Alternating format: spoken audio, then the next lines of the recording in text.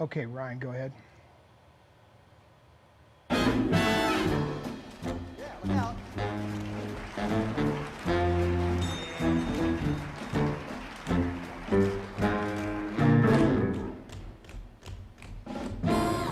Have you seen the well-to-do up and down Park Avenue on that famous thoroughfare with their noses in the air? High hats, arrow collars, white spats, lots of dollars, spending every dime for a wonderful time.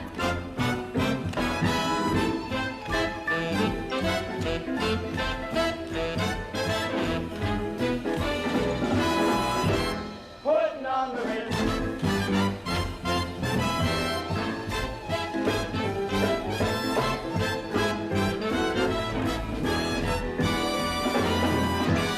Putting on the Ritz.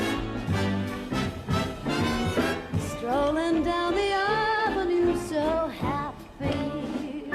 Step up there. All dressed up just like an English chappie.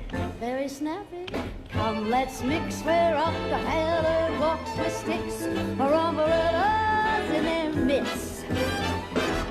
Putting on the Ritz. Here we go.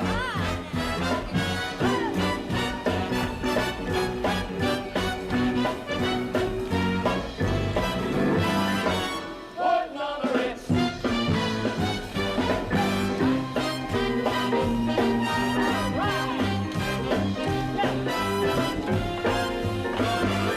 Putting on the Ritz.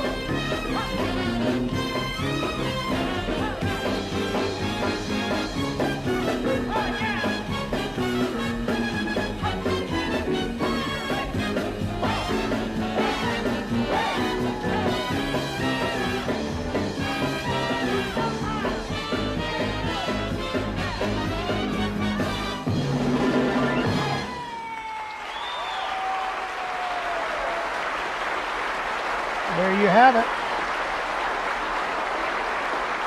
So, all right. So as you can see, I have Kat with me tonight. Go to Kat. There you go. So she couldn't be in person, so I have her facsimile here, and so she has agreed though to join us by Zoom. That's the rumor. Otherwise, if we don't connect to her properly, then we'll have her image there. So you notice that number. We call that the red number, and it was at different times it got into even bigger numbers, but that was at the DI. But here's the cane she was using in that number, which I got to watch that number a lot because that's when I started doing the sound for her show. And if you go to the number 2 camera, you'll see I've got her outfit here. Why don't you show the outfit with the other camera? So the close-up camera, you'll see Buck that, yeah, he's got, there you go. Just pan from the top to the bottom, let's just say. I'll come over here. So that's the outfit that you just saw her wearing, and this is the little cane, and her top hat, and her shoes. So that's kind of I really love this outfit. I think it's so cool. It reminds me of like an Eleanor Powell kind of thing. Women in tuxedos, I think, are very sexy. It's either that or you go for this. Now, that's sexy too, but I think that's pretty cool, as well. So what we've done is we've asked Ryan to link Kat into the show. So for the moment, there she is. Look. Ta-ta. No. Go back where you were. What are you doing? Go back where you were. I got the hiccups. There you go. There she is. So say hi to everybody. Now, do you have your phone with you so you can do your normal thing where you say so-and-so and so-and-so and so-and-so? Of course I do. All right. I know what my job is. All right. Well, let's see it. Let me see you do your Okay, normal. well, hi, everybody. There's- First of all, I'm really excited because I'm all the way in Orlando, and I still get to be on the show with you all, and that makes me really happy. I have the hiccup. There it is. I have the hiccup, so when I hiccup, you guys can have a good laugh on me, but I got them just now. This has always been my biggest nightmare, is that when I was doing Les Mis, I was always afraid I was going to have hiccups during a song. And it never happened, but as you can see, my nightmare is coming true right now because I have hiccups. I've cut away to your picture so you can do whatever you want. We have your voice, but Okay. we have your picture right here on the screen. You probably can see okay. it. No, I was kidding because if you're going to So hiccup. Kathy Gans is in the room, and I met Kathy Gans for the first time in the last few days, and Jennifer Gans too. Why don't you bring someone on camera there with you? Can't someone step in the camera? Well, I don't think Kathy's anywhere that she can go on camera because she had to go to a dinner tonight. It's we're all here on business, right? So we're here on business, and so I'm not sure that she could. But I will tell you this: it is so awesome when I get to meet one of you for the first time, and I get to put a face with your name. It's much better than a picture this big, on Facebook. But it's so great when I get to meet somebody because and it's going to be great because we have lots of people so far. Well, let me hear who's on. Let me hear who's watching the show. Do your normal routine. All right, here we go. You can, Debbie Rouse. She says Kat has the egg ups. Jama Taylor, Joan Haston, James Carroll. Hi, James Carroll. I haven't seen James since we did Loving together, and that was a few semesters back, as they say. And then I have Efren Valverde here. Susan Hirsch. I bet William Hirsch is probably here too. Hi, Susan and William. Beth Ward, hello. Arlene Greenbaum, hello, Arlene. I remember you from Capital. We get Capital people here tonight. Yes, I love that. Jennifer's here. Mom is at the gala, yeah. And Kathy Gans is at the gala, but she's watching on her phone, I guess. So that's cool. Pamela Lang, hello there. Patty Hughes. Paula Mickle. Francis Ferruccio. Sandra Reef. Belinda Fawn and Thomas Schlieve. Hi, Thomas. It's been a minute. It's good to have you here. Dawn Renta, I missed you. She came to Vegas for like one night, and I was not able to do that because I was on my way here. And Elizabeth Gandy is watching. Jama Taylor, thank you. It's so good to see everybody. All right, really now we're gonna awesome to see we're gonna everybody. we're gonna go on with we're gonna jump. We've done our intros. Now we're gonna get on with the show, right? Get on with the show. On with the show. Well, what we did is we watched. Did you see the clip that we ran, Kat? I did. Okay. I love that. Great clip. I love that little dance number, and I love my mom's outfit. But here's the significance. Why we ran that clip is because we are actually going to auction off her cane from that dance number. No way. Yeah, what happened is, when we traveled on the road, there was a tube, and we had 3 of these canes in there of hers with the outfit. So I've taken one of those canes, and and they're a little beat up, but of course, to be expected because they were used a lot. So we're going to auction that off. And this cane, we don't normally do costume items that often because I don't really have that many that I'm willing to part with. It's just a rare time that I would find something that I had a couple of. And so I have obviously one that we're going to keep with the outfit, and you could see the outfit is right there on, don't do that. I put it there for a reason. There's the outfit, and this is the cane that would normally go with it. So you get a rare opportunity to get a costume item. Now, what we're going to do, we're going to go ahead and put this cane up with our normal auction this week, but this item will hold for 2 weeks because I Oh, want to give yeah. I want to give everybody a chance, to see it, and we'll put some cool stuff with it. What are we selling with it? Okay, everything right here. So go ahead and use that close-up camera. Keep an eye on what he's going to do. Right next to me, if we go to the number 2 camera for now. Yeah. So here is some of the stuff. And Seth is operating camera. So see what, there he's got it now. Go ahead and zoom in on it, Seth. He's going to get us left and right. Okay. So because it's this outfit that she's wearing here, and she's got her little top hat and everything, and there's the cane. And then here's a program from the Desert Inn with her wearing the outfit, and there's the cane again. And then here's also another program with the same thing on it. Now, this particular one was for the Minskoff Theater. This is a beautiful color print of that. And then you're going to get 2 black and white stills of her with the cane and the outfit and the whole thing. And of course, the normal certificate goes with that. You get that other still with it. And the last item is this one from the Dallas Summer Theater. So really like a whole college of things that goes with the cane. So we don't normally do this, but because I really wanted to have something significant to go with it. And so that's just pretty darn significant. So it's going to be pretty unusual to have a costume item. We don't do it that often. I do get a lot of requests, but I don't have that many things that I'm willing to part with. So that is why. So what do you think about that, Miss Fisher? Oh my gosh! First of all, it's Mrs. to you, and I think it's awesome. I am really surprised that you're selling that cane, but I think it's great because I think it's such a wonder. I know what it feels like as a collector when you get something that's that special. So somebody's going to be happy, and I Well, think that's it's just a also great for the idea. cause too. I mean, I'm trading this, Yes. to go towards the sign. A lot of you probably know we're raising money to pay off the rebuilding and relighting of my mother's sign from the Debbie Reynolds Hotel and Casino. So, I mean, I have to be able to part with a few things in order to get that, paid for. So Yeah, yeah, exactly. Oh, that. Who knew that neon lights cost so much? I mean, Right? anything to do with this sign company is expensive. I mean, I remember when we had these signs, on the hotel, they're very expensive. I mean, nowhere else in the world do you have $1 million signs except Vegas. So my mother had a beautiful sign package for the hotel designed by Yesco, very famous sign company in this town.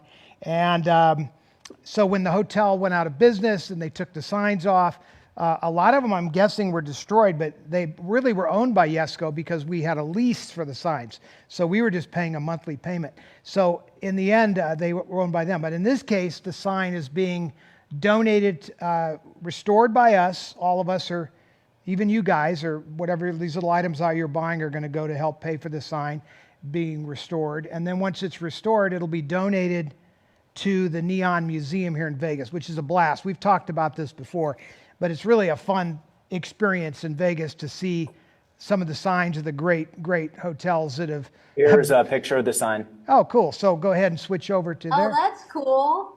Right. So so if you notice that the pink is a little faded, but that was all like pink neon in there, and it's expensive. You have to have the tubing custom Debbie. melted, to go Debbie, and it's complicated, and they're doing it, and only they can do it. So their foundation at Yesco is paying for half of the sign, and then we are all paying for the other half of the sign. So anyway, that's a great item. Now, as you know, I'll just want to recap what happened last week. We did a poster auction last week.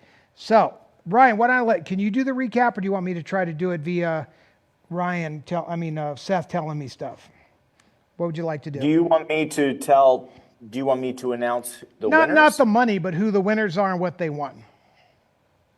Come back to me in a moment, and I'll pull that up. So there's your warning on that. Now, what we're going to do is we're going to continue discussing this week poster collecting and paper and all that. But for those of you that paid attention to some posts earlier, questions were sent in since I was going to be on the show, possibly alone, and I wasn't going to have anybody with me except this. And you know, the one good thing about that is that it's always on time. It never loses its keys or anything like that. But as it turns out, we actually have Kat, so I don't have to worry about that part of the host. Did you see the picture of you that I have in the chair, Kat? I do. I do. What can you say about that picture? Well, I don't First, have I'd like to say hi to Rick. I don't have another picture of you. But if you're going to disappear like this, I'll have a cutout made of a contemporary picture. Because I think that you're prettier All right. today than you were back As long as then. it's not a blow-up doll, I'm happy. Oh, you found my Why would you eyebrows. need a I blow-up need doll 'em. when you have the real thing? Exactly. Hey, can I say hi to Rich Campbell? That's a new name for me, and he's in the room tonight. He said the cane and the outfit were just insane. So Well, I I mean, love if that. anybody, again, we asked for people to send in their questions. We have a group of questions, but Seth is also watching for other questions, and you don't have to restrict yourself just to me now that Kat's here. So there, you could ask other questions, but we do have some really good questions from people. And yeah, so the red outfit, in my opinion, she has a lot of outfits, and around me on the stage, as you can see in the wide shot, there's all these other costumes on the stage, you know, that are fancy Bob Mackie costumes and Paco and whatnot. But there's just something classy about the woman in tails, and you know, and the shorts are pretty cool. And my mom always had great legs, and so she used to show those off, and that, of course, showcased them beautifully. So, yeah, a fun clip, too.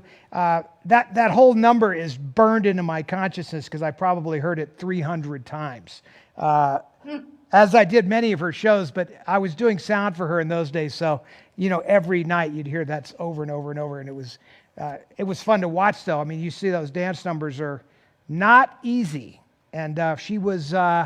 I'm going to say she was probably, you know, in her 30s, maybe early 40s doing numbers like that. Okay, so we're going to do, when Ryan's ready, you jump in. If you're not ready, we're going to do questions. I'm ready. Do you want to start with the Jane Russell auction? Okay, I should announce that. Yes, so here's what we're going to do tonight. We are going to launch a new auction with a few posters, but also some other artifacts. We are also going to have a claim sale tomorrow, like normal, and Ryan's been announcing those, with smaller, more affordable pieces. And tonight, we're going to do a live auction for a really cool piece that I just found fairly recently, another DR Studios item. Close-up camera on this. So what this is a beautiful 8x10 signed by Jane Russell. And yeah, you're on that camera right now, so here we go. So you can see it's got a little brass plaque. This was another one of these DR Studio pieces. Going even closer on the signature. Check your focus as you go. There you go. But look at that cool picture of her. I mean, that is some va-va-va-voom, right? Really neat, beautiful color, almost Technicolor-like picture. So I love Jane Russell. and she was a really was fun great. person too. She used to come and do she came to Vegas frequently. I'm suspecting that's where this came from, was when we did Vegas. So you can cut back to my normal 3. What happened there is we would have stars come in and do Monday at the Movies, and then they would sign items at that time. And we had them do handprints and some things like that. So we have some artifacts left over from that. And obviously that was probably a Debbie Reynolds hotel item before it ever became a Debbie Reynolds dance studio item. So that's a cool item. We're going to auction that tonight. We could start at... You can just start anywhere you want. And I'm guessing you just send texts like you normally do in this thread. So Seth has got some ideas. Go, Seth. If they just comment the word Jane and then the price, and I guess Okay. we could start the So bidding. say Jane or Jane photo and then put a bid in and kind of look at what other people are doing, and you'll be able to see as we go along. And at the end of the show tonight, whoever is the high bidder gets the Jane picture, which I think... I was having a hard time with this, but I have other really good ones in my mom's collection, you know, so because I really, it's one of those pieces that is spectacular that I would keep in the collection if I didn't have some signed to my mom. It's This one is just straight signature, which is better, as you know, we've talked about this before, you know, I mean, some collectors from a valuation standpoint, or if you're investing, better just to have the signature only. If it's written to Seth, for an example, I mean, there's a limited market, secondary market for that. It cuts the value. It doesn't cut it completely. It just reduces the value to certain collectors because there's a bigger percentage of people that collect just the signatures. Am I wrong about this, Ryan? You said it perfectly. Okay, so there you go. Right from the teacher himself, he said I said it perfectly and my grammar was correct and all around. It was. So what we're going to do, so we've started the auction on the Jane Russell. One, just a reminder, we're going to We're keep that already going. at 250 on the Jane Russell. Okay, we're already up there on that one. So just, that's worth slugging that out over because that print is spectacular. It is a beautiful print. And I don't know that I've ever seen that picture Oh, before. I love it. Can I get Linda and Tammy to come into the picture and Yeah, I get a asked you close-up over earlier. to the- I asked you earlier to bring them in. I'm settled now. It Go- took me a minute. Well, are they ready to come in or are we just going to sit here with the... Yeah, come on in, guys. Okay, go to... So they're coming in now, so they can say hi to everybody because they've been the best roommates and girlfriends, and we have had so much fun. So come on in here. And if you cut to my close-up, then I can see where so when someone can come over here. Ryan, can you go back to the There single? hold on, let me give you some room. Okay, so now if you There they you go. are. Come on down here, Linda. There you go. Well, look up. We don't want to see the top of your head. Have her look up. Kat, would you give her some instructions, please? Okay. Here. There we go. Okay, There that's we a go. good-looking crew. Linda Kornreich, Tammy Anastasia. Now, these are faces that people have seen these names, but never the people, right? Well, yes, they've never seen them actually, unless it's someone that we've already met before, but most people haven't. So I just wanted to say, we have been, you looking up in there, Linda. Okay, I'm looking it up in there. That's right. So what's kind of cool is that, we just got to spend 4 days together. And, and it's been fantastic for me. I needed my girl time. Well, that's It's your been road so crew. Yeah. That's your road It crew. is. Yes, I love the TV and Oh, yeah, she's got well, you guys had to set up the video and do all this stuff for the Yeah. trade show. So that's her road Yeah. crew. And all I know is every time I call, it's really hard to hear anything because there's all this giggling going on. Yeah, that's what happens when you put 3 girls together that really like each other. We Now, giggle a lot. And we Is have there fun. like after hours pajama party stuff going on? Like, is that also? oh yes, So you guys are running around We with watch little TV, pajamas we and the little. laugh. Do you have feet in Yes. in the pajamas? The little feeties. We in have the beaties in our pajama. It's and all a flap in the back. All right. Well, No, we're good. that's good that so everybody's up to speed on that. All right. So now what we're going to do? We have the Jane Russell picture up and running. Thank you, Todd. Thank you, guys. Now what we're going to do is we're going to show you tonight's auction items. Now these are not tonight's. This is this week. So it's going to stay on for a week, just like we did last week. But I think I'll start with posters because, or do I have to go in a sequence? You can go in wherever. Any order I want. We have some really cool items this week, and I think I got away from only paper this week, even though we're going to talk about it. Let's do the Silence of the Lambs thing real quick, because that's bring me that one. Just bring it up here, and then I'll give it. You can use the close-up camera from back there. Here, give me that, and then. So this is. Uh-oh. See what happened? Tammy Wilson, right? Pillow fights. This is a Silence of the Better Lambs believe it. poster. Oh, that's such a cool. Go back to the other poster. camera, Buck. There you go. And I'll turn it into the light. There you go. Now, which camera is that? Okay, zoom in on that. Let's zoom in on the signature. Here we go. So this is signed by Jodie Foster. It's really cute. Let's focus up on Wow, that. what a great signature she has. Isn't that a fantastic signature? Now she Yeah, won. is that under plastic or? No, is it's it- just is the it- reflection. I have it sitting on a piece of poster board because it needs to really be mounted. It's gotten a little crinkly, but I think this would clean up very nicely. Okay, zoom out.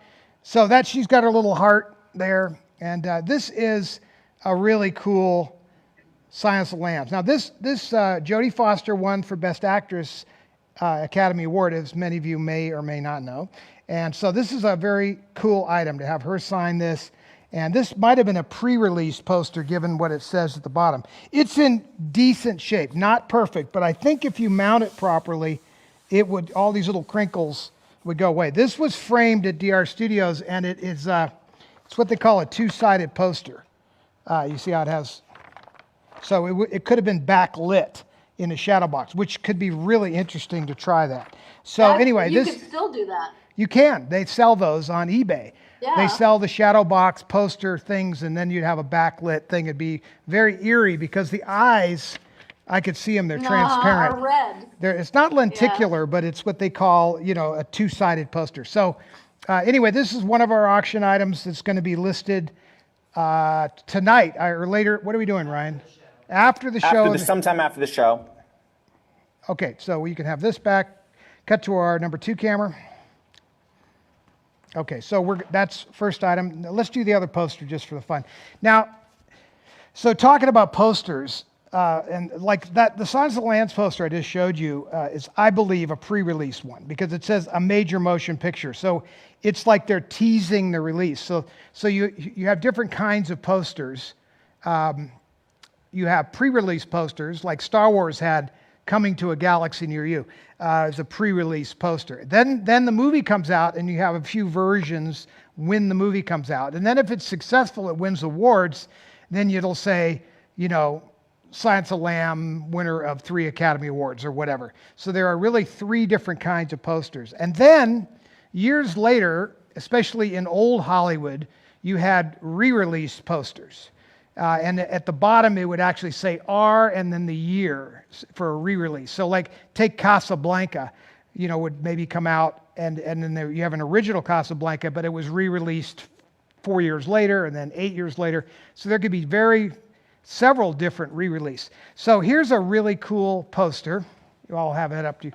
This is Top of the Morning, Bing Crosby and Ann Blythe. And this one is signed by Ann Blythe right here.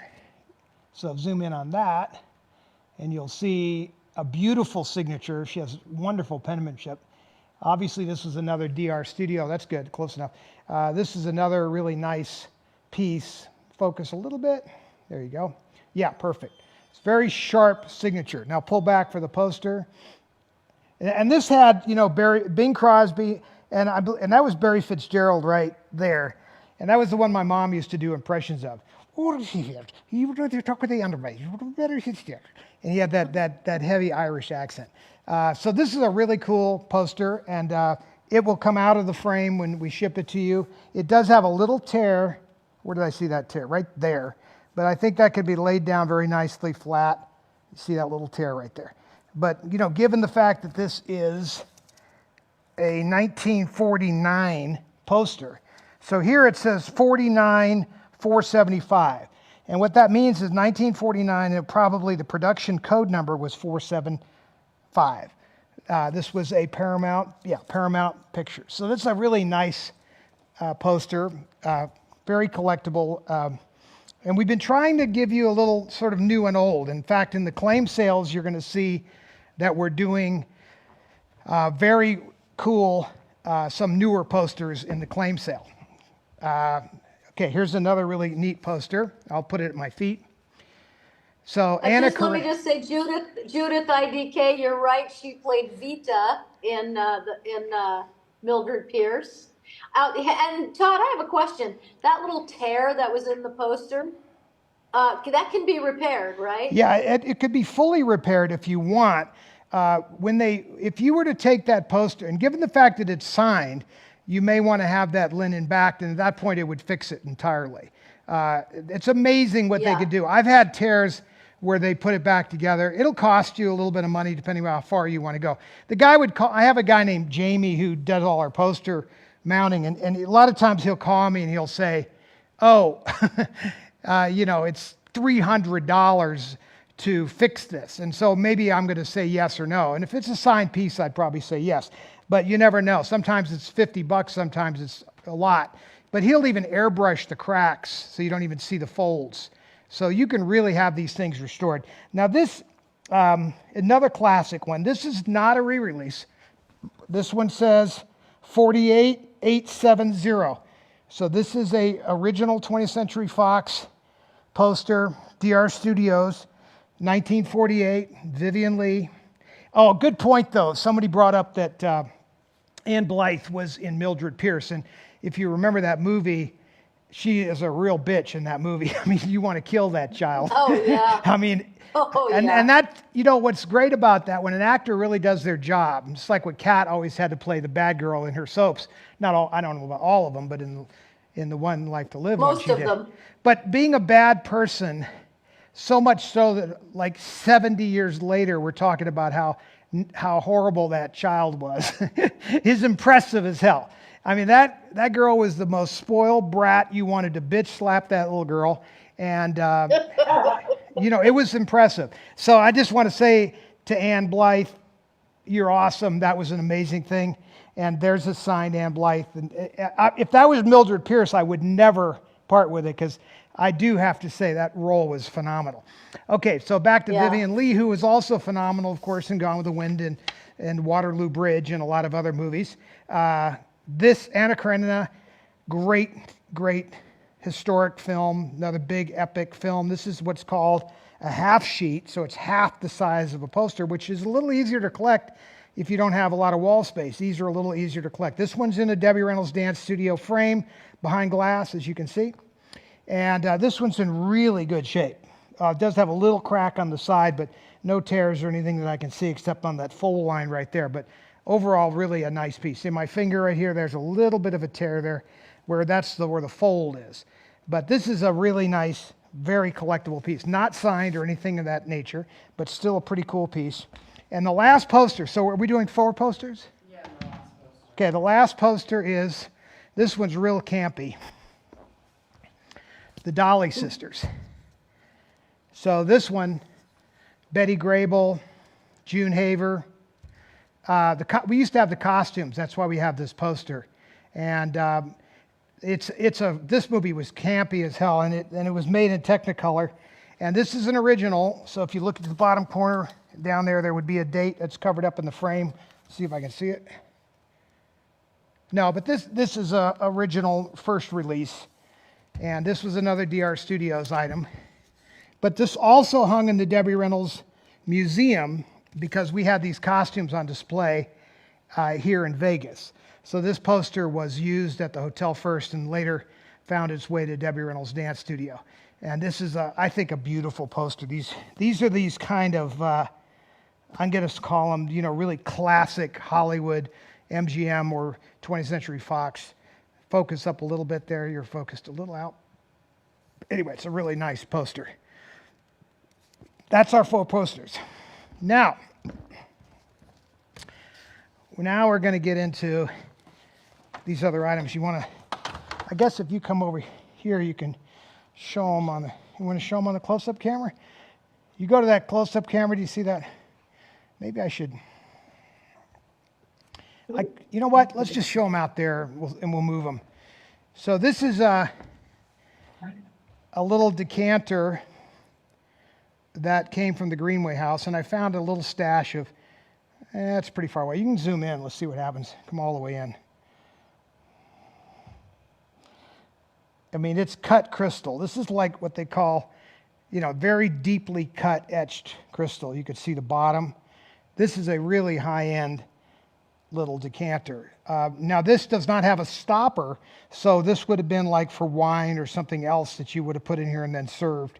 But this thing is so beautifully cut. But we found some Greenway stuff, and the cupboards are full around here with this kind of stuff. So I'm going to share this one with you guys, unless Kat's going to overrule me and make me keep this. Are we keeping it, or we're going to let it go? No, Kat? it's fine. I love the piece. It's beautiful. It's just one of those stunning cuts in crystal. It's a beautiful crystal. And the fact that it came from Greenway, I think, is pretty cool. Like that's some kind of history. Can you imagine? Go to this. Well, yes, you can. You were there, actually. Buck, you could see go to that close-up camera if you can. Tell me when you're on it, because I'm not. Can you see that? Yep, you're live on it. Okay. I can't see you could see those deep cuts. It's really a nice piece. Now, is it a separate item, these coasters? So they're together. Okay, so with it is a set of coasters. Now these are sterling silver coasters. And you can see these are also etched.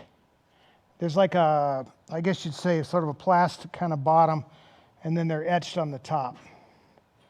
So there's a Those are set. beautiful. There's a set of 5 of these. Here's all 5. Like that. Like they're like coins, aren't they? But those are obviously for coasters, and there might have been 6 at one time, but there are 5 now. So that's that. And then this item here was something that was given to us during the Hollywood and Highland days when we were building the museum at Hollywood and Highland. This is a Tiffany keychain in sterling silver, and it says Hollywood and Highland on it, but it was given to my mother for that. And this unscrews and you put your keys on there, and it's in the original Tiffany box. Oops, let's focus up on that.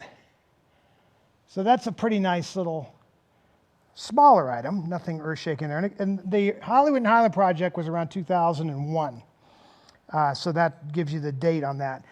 The other stuff that I'm showing you, this stuff here, the decanter, and this is older, 60s and 70s.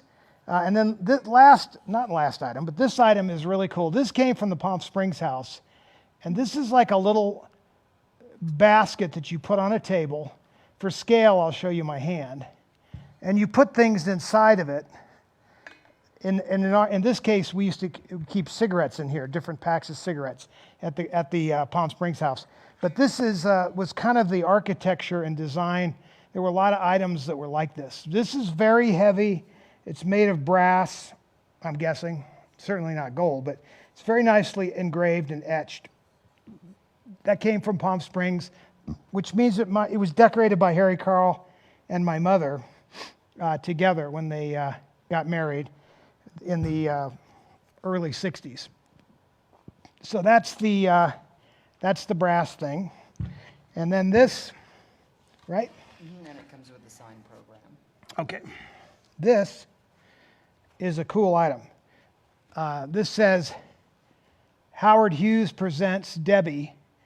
Now somebody mounted this on this with this, it's kind of a textured wood plaque, but this is an original invitation that Howard Hughes sent out in an RSVP to a party in 1974 at the Crystal Room at the Desert Inns. I have one of these that I'm keeping that's in my little Vegas area at the house here, but I found this second one that's mounted, and you can see it's mounted on a piece of wood. And as to make it a little more official, we included a signed Debbie program to go with it. So that would have been her live show plus the plaque.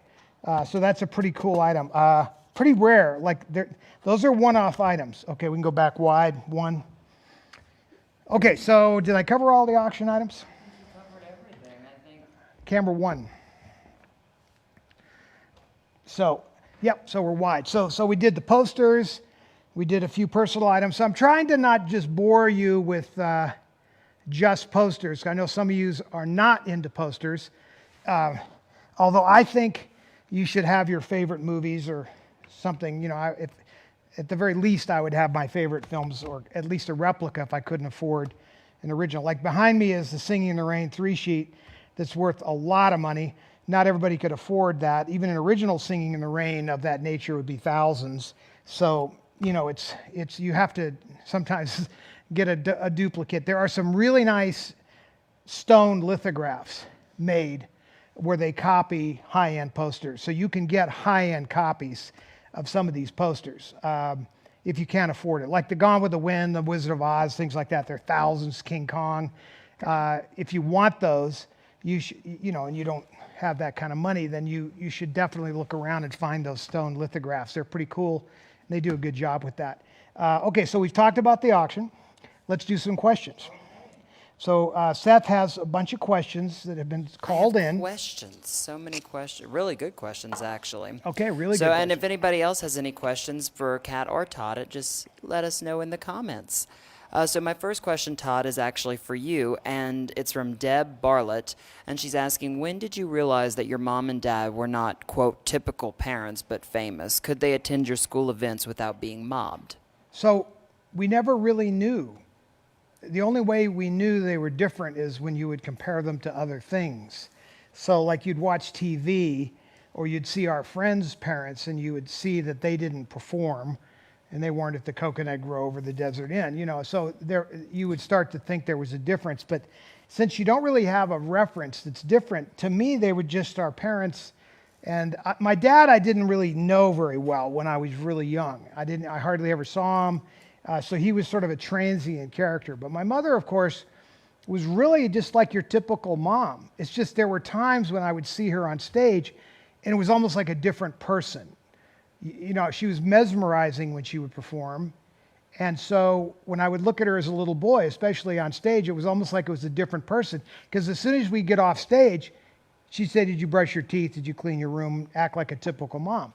So the answer is you don't really see them as different and of course, you do start to see quickly some of the inconveniences of them being mobbed or lacks of privacy. But since you have nothing to compare it to and you're not used to something different, it isn't like you're know anything different. So I didn't know that you had privacy because we never had any. I didn't know that your life wasn't lived in front of the world because there was nothing to compare it to, and that's how our life was. So you accept it, and it was what it was. And my mom was really cool about explaining it to us and making it feel very normal. Okay. Kat, I have a question for you. Yes. So Ron Hibbs is asking, what soap star have you not worked with but would give anything to work with?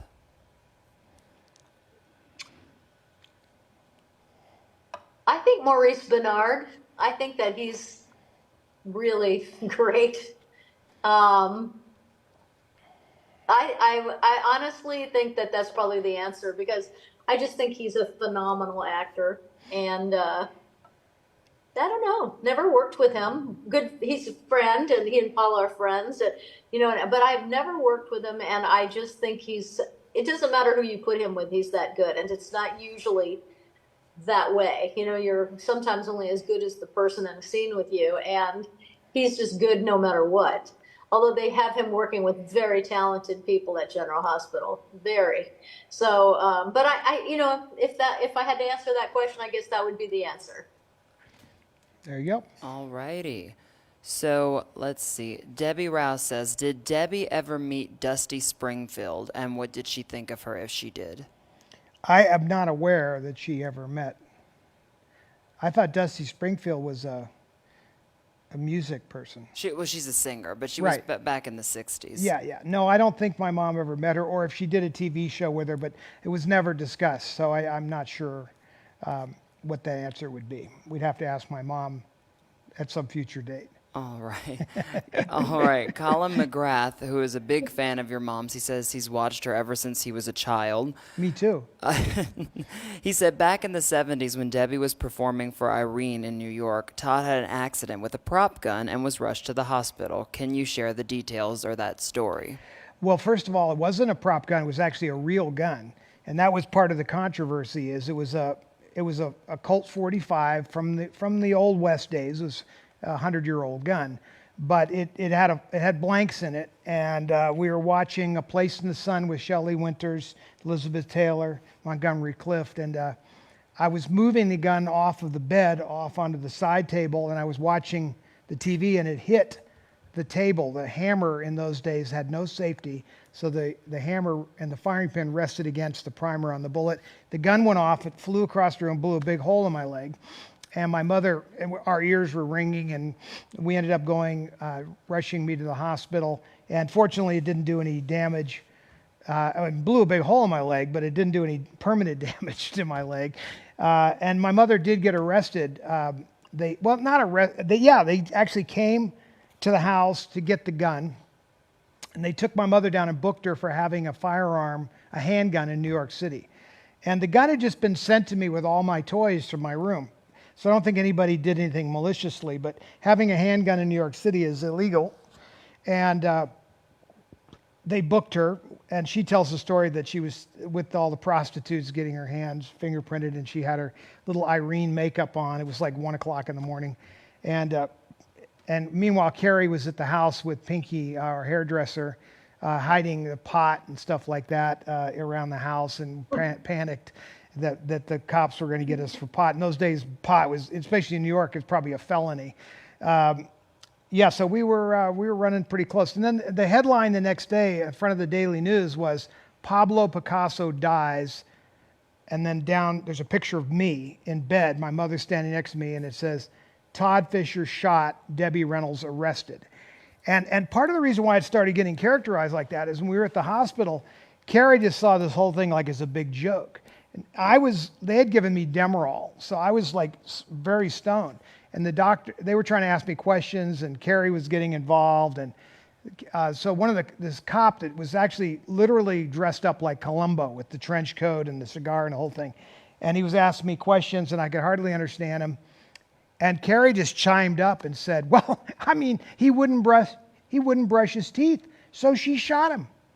And so, now of course she was joking, right? But he took her seriously.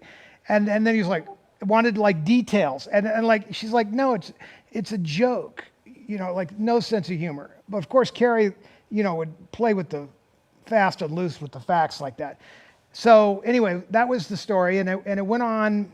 It took quite a while for that all to heal up, and then the court case got dropped, of course, because it was absurd that nobody was doing anything intentionally there.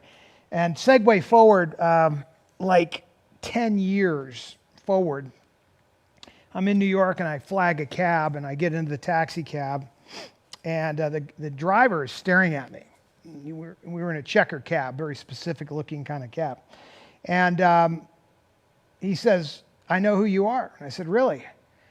And he said, okay. He says, and he opens up his glove compartment, he pulls out the tourniquet that was tied around my leg, all still blood soaked. And he has me sign it. And so that was, what are the odds of that, getting in the cab with that guy? And then just to take it one step further, and we'd like to amplify this always on this show, my mother's favorite line, don't ever let the truth get in the way of a good story. In her book, she actually tells the story as if she got in the cab with the driver and all that, but that never happened to her at all. I had told her the story, but she liked it so much, she just absorbed it. And that's rightly so, because genetically speaking, I mean, I wouldn't be here without her. So anything I am is a direct result of her, therefore shares stories, and they should be interchanged freely. And so never let the truth get in the way of a good story. She put it in her book, I believe, if I'm not mistaken, even. Yeah, never actually let got in the print. truth. So I always thought that was funny, but I never really cared because, we did share everything. Okay. There's a question here, real quick, Seth. Oh, go ahead. And it's someone asking. Oh gosh, I think I probably. It might have been my probably next. came- The, Okay, what is your next question? Well, because it was for both of you, actually. So it might have been that one because it just went in the comments. Jessica Zetterstorm, she's the one who asked it. She said for both of you, and I guess it would be probably one of your fondest memories of what was your fondest memory of your mom, and for Kat, what was your fondest memory of your mother-in-law? You want to go first, Kat? Oh my God, I have so many. So many. You go ahead, honey, because I have to ferret through like all kinds of memories that I have. Well, I mean, my mother was really cool about taking Carrie and I everywhere with her. Unlike a lot of other parents of celebrities, children of celebrities, they did not get taken. They were sort of sidelined, and she was very good about making us the priority. It was more than apparent that we were the priority. And so I have a lot of memories, obviously, about that and her protecting me. And speaking of protecting, so one of my favorite stories of her protecting me, even though I probably didn't need protecting precisely, was we were in New York at the Minskoff Theater, and I was selling programs, and I had overseen a check that she had gotten for her percentage of the program sales for that week. And I had been keeping track of my own program sales, and I looked at the check and I said, that's not even as many programs as I sold, and there's 2 other people selling. So something's wrong with those numbers. So she gets up. This is probably an hour before the show. And so she's got her little turban on and her little makeup on. And, she's only 5'1". And we go find the guy that's in charge of selling the programs, and little Italian, sort of a pudgy Italian man.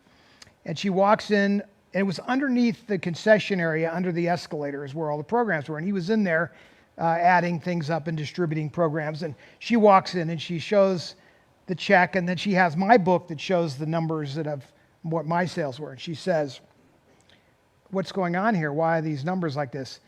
And he says, "Well, he's a fucking liar." And my mother reels back and punches him in the face and caught him off guard and knocks him on his butt. So there's a concrete floor, so he hits hard on his butt. And you can see the guy is totally stunned. We're all stunned, in fact. Now, as this is going on, her bodyguard, Bob O'Connell, comes in because, she's in a fist fight. So the bodyguard's going to come in. I'm like, I'm not doing anything. I'm just like, whoa. And he starts to get up, like to go after her. And of course, Bob O'Connell steps in between and grabs the guy by the brow, lifts him up. And my mother is now out of control. So Bob's trying to hold her back, like she wants to tear him apart. And she says, "Throw him down the escalator." Now, if you've ever been to the Minskoff Theater, it's literally like 5 floors. Huge escalator. It's like 100 feet. She's trying to get Bob to throw this man down the escalator, or down the stairs. Get him out! Anyway, so those are, it's to have this little lioness protecting her cub, even though I was a teenager at the time. That was truly her nature. She would have, killed for us. I mean, she would have thrown herself in front of the bus. I mean, this is really your typical mother-child relationship stuff that most mothers feel. And just because she's a big movie star, and a lot of movie stars are more focused on their career than they are their children, that was not the case with my mother. So it's a good example of her being a typical protective mother in a complicated scenario. Your turn, Miss Fisher. So, Mrs. Fisher. My Mrs. to you. I loved whenever I would go visit. Whenever I'd go to drive to LA to visit Debbie, which was often, I would always take Nugget, my rooster, with me, and he was just this big. He was just a tiny bantam rooster, white with a big red comb, and he was so sassy, and he was just a great bird. And Debbie loved that rooster, and she would always want the rooster in the bed with her. The rooster would sit up on the pillow. The rooster would sit on her lap, and then if she was eating corn, the rooster would eat the corn off her plate, and she just thought it was great. And she always loved the rooster. His name was Nugget, and so I always took the rooster with me. And then one day we were laying, because your mom and I used to lay in bed and watch TV a lot and talk. That was like what we did. And so one day I said, I think the rooster needs to go outside and get some sun, so I'm going to take him out front. And she said, "Okay, I'll wait for you here." I said, "Okay." So I took Nugget out front, and she had beautiful rose bushes. Remember your mom's rose bushes everywhere? Yep. And I put Nugget down in one of the where the dirt was, because chickens love to scratch up dirt, and then they like to get in it and kind of take a bath. And I had my phone with me, so I saw him go into the rose bush dirt, and he was, there. And I laid back on a chair in the sun, and I was looking at my phone, and I guess I got lost in the time. I turn around, and Nugget had kicked up all the dirt out of your mom's rose bushes all the way down to China. I tell you, that bird dug all the way down. And I was freaking out because, those rose bushes were gorgeous, and he had buried himself in the rose bush, and all that was sticking out was like this little red comb. And so I got the dirt out, and I grabbed him, and I went in the house, and I took him in, and she said, "Put him on the bed." And I'm like, no, he's all dirty now. and he ripped up her rose bushes, and she's like, I don't care, because she loved him so much. Do you remember how cute she was with Nugget? Oh yeah, and we showed a I picture have great, 2 weeks ago when Richard Landers was on the show. You remember yeah, we showed the photo of Nugget sitting on her head, right? yeah, because it's so funny, when you're part of a family where somebody's that famous, or it's the same with Carrie. Like, there was Richard Landers, who grew up with your mom and your sister, was the same way. We never like just took pictures randomly. You know how we'll all get together and take pictures of each other, like just for fun. You never like grabbed Debbie or Carrie and went, let's take a picture together. You just didn't do it. It was, everybody was at home just relaxing, no makeup on, all that sort of thing. So we just never did that. So when your mom was laying in bed when Richard Landers was visiting, and I was in the bed with her, and he was sitting in a chair on her side, and the Nugget was up on her pillow, and he said, God, this would make an awesome picture. And Debbie looked at him, and she had on her turban, no makeup, a nightgown, and a rooster up on the pillow, and she goes, well, then take it. Now, that was not your mom at all, but she had a stroke, and so she was still recovering from that at the time, and she just didn't care anymore about whether she had makeup on or not, or how she looked in a picture, or that and Richard and I both knew we just didn't like pull cameras out and take pictures of family members at home, in their natural habitat, as you like to say. But so he looked at me and he was stunned, and I handed him my camera and my phone, and he took a picture of Debbie and the rooster, and that's the picture we were looking at the other night. Yeah, Such it was rare that sweet- she would allow any photos, when she wasn't looking her best. She was never always up for anything, and of course, even as a Girl Scout leader and all that, I mean, they would photograph stuff. And so I don't know those, there was times when she was younger where she didn't care because she still looked pretty good no matter what. And then as she got older, she was a little more protective of how she looked. Next question. I thought Carrie was far more protective of how she looked than she was. Yeah, maybe. Could be. Because if I took a picture of your mom and I would show it to her, like the picture of her and the bird, your mom would go like, "Oh, post that." Well, And I'd say, Carrie "Oh, I was don't more know, Mom," self-conscious because Yeah, that and she so I had would gone post through. it, and then I'd get in trouble with Carrie. But she would go through. So I would- Carrie was self-conscious because of some of the drugs that the doctors would give her. She had different weight issues, and was struggling with that. So she was subconscious about how she looked more so than my mom. My mom never really ever looked bad. I mean, she never had a facelift. She did have a face peel, and then that was a bad thing for her skin because her skin was so sensitive to that. But she never had a but her facelift. skin was so beautiful. Your mom's skin was unreal. She was It like a little right to the China end. doll. I mean, like a China doll, exactly. So, okay, so Seth, is there He's got anything another else? one. He's got Yeah, questions. I've got quite a few and still some coming in.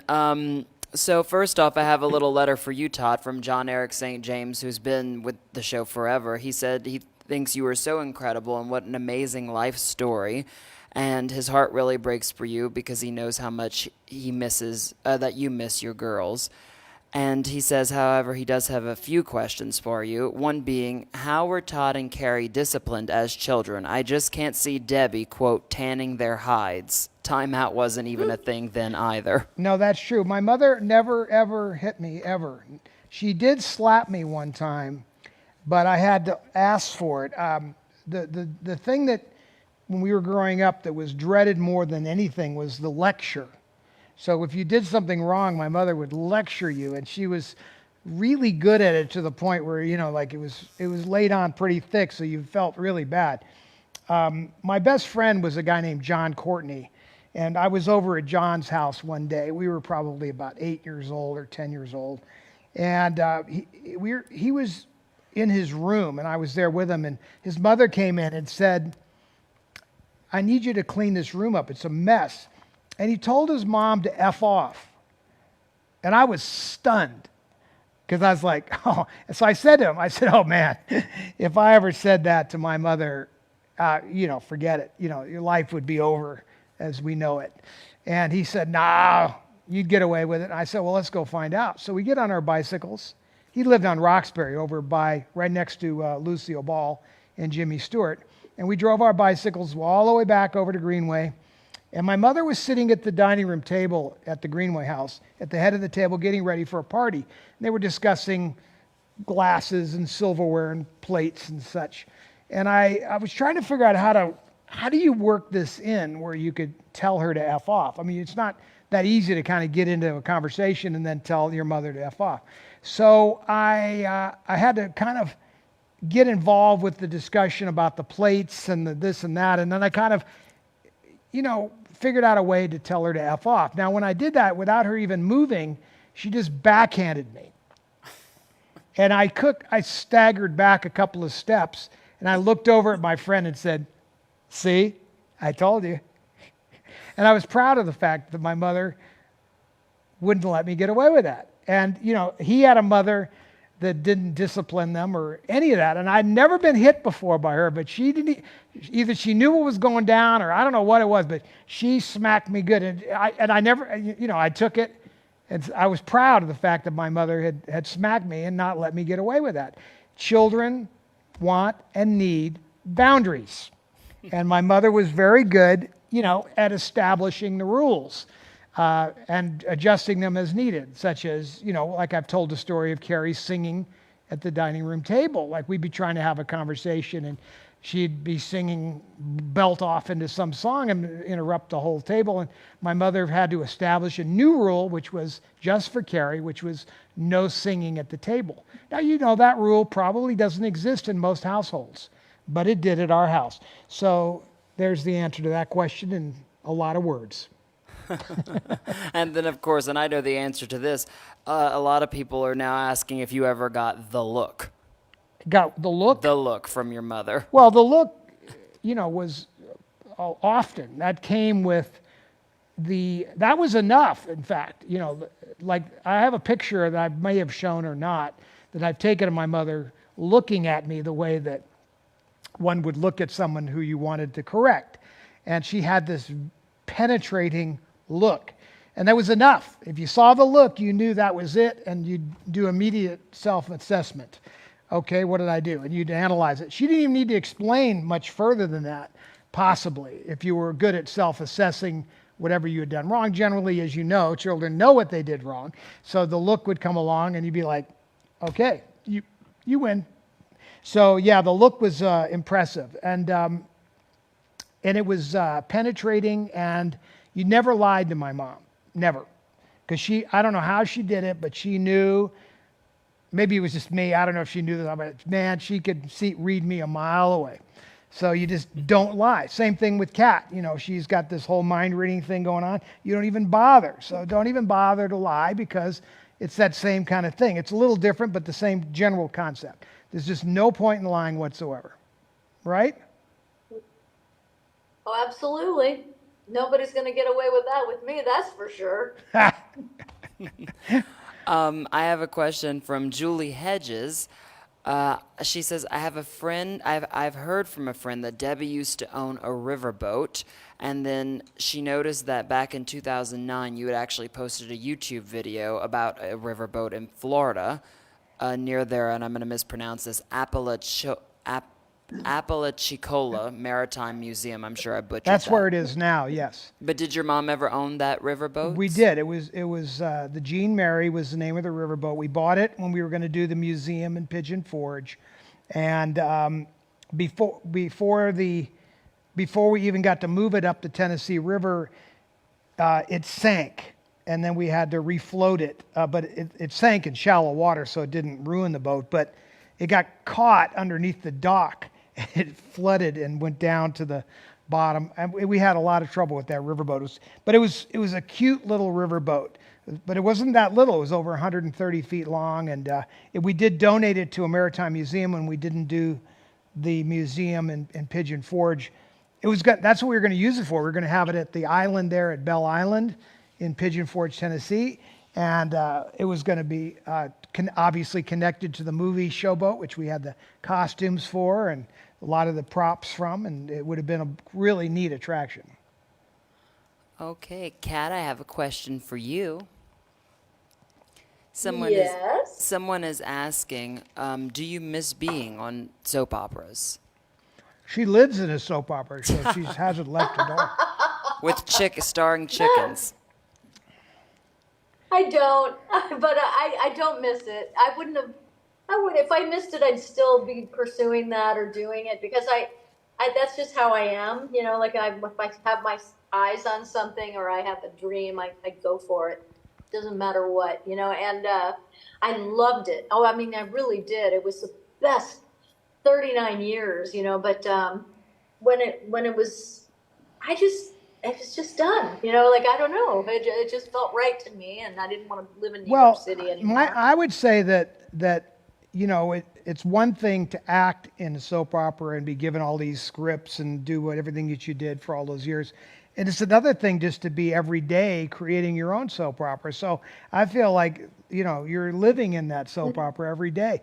And all your animals are part of your soap opera and all these cast of characters. And life is a soap opera, right? Oh yeah. I mean, you know, like I said, I loved every single bit of it. I truly did. It was unbelievable.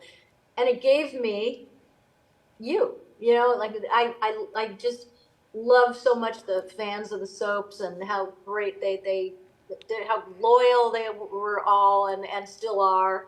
And, you know, I loved the medium. It's all I wanted to do when I was a little girl. And so, you know, it was to have your dreams come true to that extent and be able to spend, you know, more than a third of your life doing it. I mean, I just felt so blessed. But that being said, I mean, I love my life right now because I actually have a life, which is great. And, you know, and what I do now with the live shows and whatever projects that we're working on. And, you know, I just love my life with Todd, and I love what I do. I love my shows. I love everything I touch, you know, and that's the joy of sort of retiring in a way, is that you get to now do what you want to do. And I can grow my hair long. I can cut it all off if I want. When you're on a soap, you can't just go get a haircut. What was that word you said? Retired?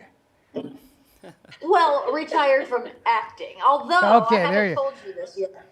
So I didn't tell you yet, honey. You've retired? I got offered a role in a movie today, and I haven't read the script yet. I got it in my email, and I just found out about it. And so, you know, I have to read the script tonight. But it's a flat out, like, I keep wondering because people have been talking to me more about acting lately, and you know, I don't know. I just feel like, am I supposed to be doing this? You know, should I? You know, can I still do it? You know, because when you don't act for a really long you time, can of course, definitely. you don't ever really forget how to do it. Don't get me wrong, not at all. You'll do it just fine. It's a big deal. But anyway, I didn't tell you, Todd, because I just found out about it today, and I haven't had a chance to read the script yet. So, so you just never know about, you know, funny how life pulls you into things. And I don't know. I'm going to read it and see and see. And you heard it here first. Fun. Well, you're getting a lot of hearts, so I think a lot of people they say take the role. I think people would like to see you do some acting here and there, other than what we normally do, which is a form of acting. Here's the fun part of it. It's shooting in Las Vegas, so I get to stay home, which is awesome. You know, like, that's cool. So I'll read it I probably won't even get a chance to read it tonight. I'll probably read it tomorrow because I am exhausted. There's no doubt about that. Read it on the plane. That's the best time for that stuff. Yes, because tomorrow I'm going to the Wizard of Oz Museum. Right. Oh, that's right. All right. I'm going tomorrow. It's in Cape Canaveral, about an hour outside where I am, and I'm in Orlando, and I'm going to go see the Wizard of Oz Museum because I want to see what they've got. You know, and check it out. So I'm going to do that on the way to the airport. Nice. Are you guys Yeah. open for a few more questions? Yeah, a couple more, and then we're Sure. done. Okay. So, Kat, this one's also for you. Someone was asking, what was Carrie like as a sister-in-law? Well, it's so funny because the truth is too, is that I had never seen Star Wars. So I didn't have the fan thing, that people have with her because I never saw any of the Star Wars. Of course I knew who she was. Of course, and I admired her.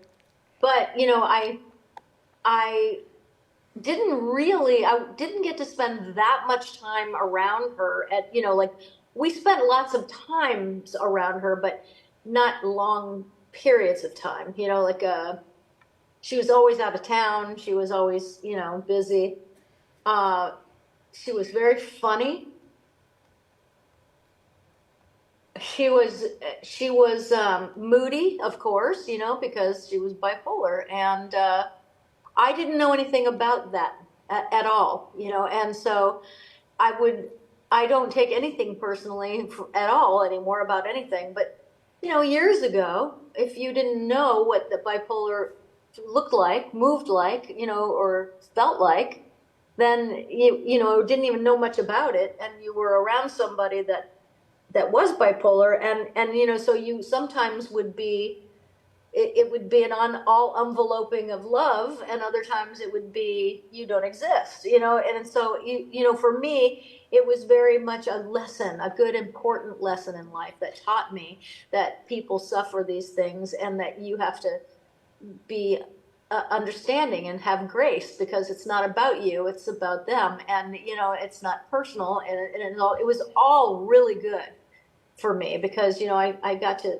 really, and then I studied this like crazy, all personality disorders, because I was fascinated by that. And so she was an amazing person. She was very smart, intelligent, very funny, caustic. She could sometimes be like a little girl, and then other times, she was a force, like just a force.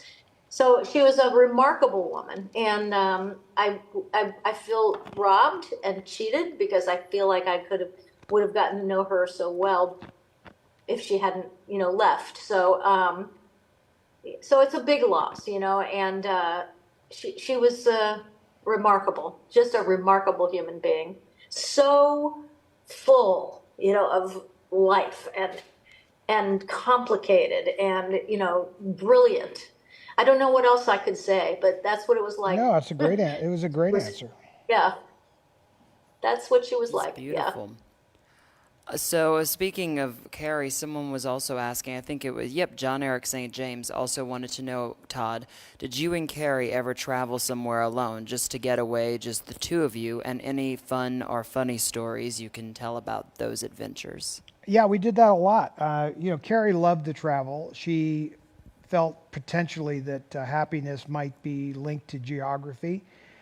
So there was a constant search, for that location. It started when we were very young. We would go on the road with my mother, and we would travel places together. And, she loved traveling and seeing and finding new places, mainly to go shopping, but also to see other sites. She was very wrapped up in funny places that had funny names. Like Intercourse, Pennsylvania was one of her favorite places. Just That's things. funny. I never heard that, but it's one of mine too. Well, I'm just saying, it's like I have pictures of us all over the world, like standing in front of a sign, that's just a weird name of a weird city that she would think was very funny. And so we would travel sometimes thousands of miles to stand in front of a sign in some sort of obscure place. And the city really had nothing else going on for itself except that it was called Infart or something. And so there's, we traveled the world together. I mean, we rode on the Orient Express together. We flew around the world together. Wait a minute, that she had that sign on her gate. Yes. We bought that sign. How did she get that sign? Did she steal They it? sold it they were selling it because the place literally that's all they had going for itself as a tourist attraction was a weird name. But like literally, she was always coming to me and saying, let's jump out of an airplane, let's do whatever. So I would always go with her, to protect her. I was always thinking, I can't let her go do this alone. She's going to go do it no matter what. And knowing how she just would go places and really have not well thought out the trip or the plans or the arrangements for getting back and forth. And I traveled with her enough to know that she literally would show up in Singapore with no money. Back in the time where you had to have cash to travel or traveler's checks. She literally just didn't plan things that well. And part of that had to do with my mom used to arrange a lot of things for her. So later in life, she would somehow think these things would magically get done. And, they did. And same thing with parties. She would have these big ass parties, and my mother would quietly in the background arrange all of the logistics for these parties. And Carrie never really knew what it actually took to throw a party. And how many things were involved in the logistics and all the people that were involved. So lots of fun to travel with her. We went frequently one-on-one. That was fine with her.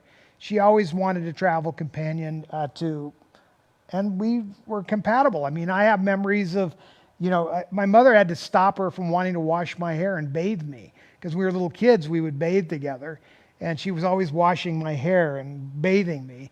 And so I remember my mother said, well, it's not appropriate anymore. He's 22 years old. No, I'm kidding about the age. But no, when I was a certain age, I had to break that habit, so to speak. And she always loved to do that. I was like her little doll. If you think about it, when you're a couple of years older, a year and a half older, you do have a tendency to see that younger child as your doll. You see pictures of her pushing me in the carriage and taking care of me like a little baby, dragging me across the lawn. So, we were very, very well connected in so many ways, and the traveling was just certainly one of those areas. All right. Bill Biss says, please, if you could tell him anything about your memories filming These Old Broads with your mom. So These Old Broads was a story that Carrie wrote, about the broads, the old Hollywood girls getting together. And really one of the main reasons why Carrie wrote this, I think, was sort of an excuse to get my mother and Liz Taylor together again. And she had written this beautiful sequence of forgiveness between Elizabeth and my mother. And it was beautifully written, but it was also very cathartic. And it turned out to be really a sort of a way that my mother and Elizabeth became even more close, and it rekindled a lot of their early friendship and the depths of their friendship when they were young, and it brought it all back to life. And Carrie was responsible, and These Old Broads was largely responsible. So if you watch that film, you could see this scene that I'm discussing right now. But we filmed it on the MGM back lot. That was also a lot of fun. It was just it was just almost like the dream project, because you get the talent is off the charts. You've got Shirley MacLaine, and Shirley, it was always a lot of fun, and it was just fun to have everybody back together again on the MGM lots. And Carrie and I were walking down the streets of what was now the Sony studios, but we were walking down the MGM lots. It was like late afternoon. There was not a lot of people around. It was a real flash from when we were children. We would wait for my mother and walk those same streets 35, 40 years before that. So, a lot of fun to do that.